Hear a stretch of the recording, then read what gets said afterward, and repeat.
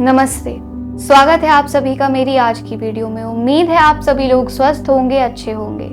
तो दर्शकों, हम सभी जानते हैं कि आज के समय में हमारा देश बहुत उन्नति कर रहा है। हम नए नए मुकामों तक पहुंच रहे हैं। सभी लोग अपने अपने कार्यों में व्यस्त हैं। दुनिया बहुत व्यस्त हो चुकी है, पर कहीं ना कहीं आज भी हमारे देश के कुछ हिस्सों में जात पात का मतभेद अभी भी व्याप्त है। कहीं ना कहीं कुछ ऐसे लोग हैं जो कि जात पात के एक बुरी सोच से अभी भी जूझ रहे हैं। पर जब वे परमात्मा जिन्होंने हमें यह तन दिया है हमारे बीच में भेदभाव नहीं करते, तो फिर हम इंसान कौन होते हैं लोगों के मध्य जात पात का भेद करने वाले। हमें कोई अधिकार नहीं किसी को भी जात पात की दृष्टि से देखना, किसी को नीचा देखना या फिर किसी को ऊंचा देखना। यह तो समय का पहिया होता है। क्या पता किसी को एक जन्म में राजा बना दे वो, और किसी को एक जन्म में फकीर बना दे, किसी को हमारे द्वारा कही जाने वाली किसी निम्न जाति में भेज दे और हमारे द्वारा जानी जाने वाली किसी उच्च जाति में भेज दे। ये तो सब परमात्मा के हाथों में है। पर यहाँ पर हमें यह बात देखनी चाहिए कि हमें इंसानों के बीच में यह भेदभाव नहीं करना चाहिए। जब परमात्मा ही हमारे बीच भेदभाव नहीं करते, उन्होंने रामचरितमानस में माता शबरी को एक ऐसे उदाहरण के रूप में उभारा है कि जिनसे हमें बहुत बड़ी सीख मिलती है।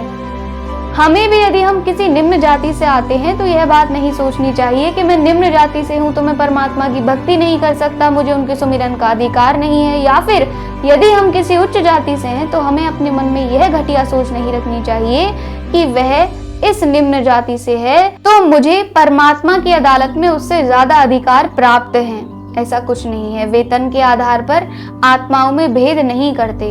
उनका नाता तन से नहीं होता, आत्मा से होता है। इसी विषय से संबंधित मैं आज कुछ दोहे लेकर आई हूँ आपके सामने, आप सभी को सुनाने के लिए, जो कहीं ना कहीं आपको यह सोचने पर मजबूर कर देंगे कि हाँ, यह सत्य है कि परमात्मा किसी के मध्य, प्रकृति किसी के मध्य भेदभाव नहीं करती। कहा जात है सूर्य, कहा चांद की होए, अज्ञानी इंसान तू समय जात में खोए। अर्थात हम अपना यह समय जात पात के मतभेद में खो देते हैं, पर हम यह नहीं देखते कि क्या सूर्य का प्रकाश उच्च जातियों के इंसानों को ही मिलता है, क्या निम्न जाति वाले इंसानों को सूर्य की रोशनी प्राप्त करने का अधिकार नहीं है, या फिर चंद्रमा की शीतलता प्राप्त करने का अधिकार परमात्मा ने उनसे छीन लिया है कि नहीं, तुम्हारे ऊपर तो मेरी रोशनी पड़ेगी ही नहीं। नहीं, ऐसा कुछ नहीं होता। परमात्मा ने सभी को एक समान अधिकार दिए हैं, फिर चाहे वो उनके सुमिरन के हों या फिर किसी अन्य कार्य को करने के। वो तो हमारे मन में ही कुछ ऐसी सोच प्रवेश कर गई है कि जिसने इन जाति पाति का मतभेद हमारे बीच में व्याप्त कर दिया है। जात ना कोई धरा की, ना अंबर की होए, भेदा भेदी जात है और जात ना कोई। जो हम भेदा भेदी करते हैं, जो हम अपने मन में भेद करते हैं किसी इंसान से, वही जात पात है।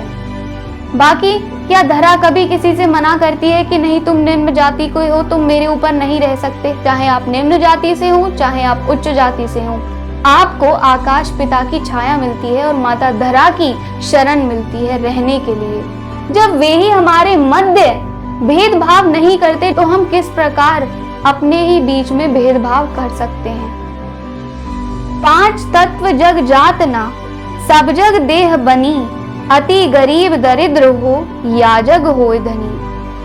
कोई कितना भी गरीब हो, दरिद्र हो, या फिर कोई बड़ा से बड़ा धनी हो, क्या निम्न जाति के लोगों और उच्च जाति के लोगों के तन अलग अलग पदार्थों से बने होते हैं? तो जब पांच तत्व यानी कि जल, वायु, अग्नि, आकाश और धरा ही हमारे बीच भेदभाव नहीं करते, तो हमें यह अधिकार किसने दिया कि हम लोगों को जाति के आधार पर बांट दें।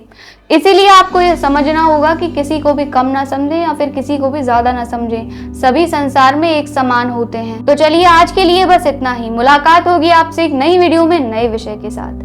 नमस्कार।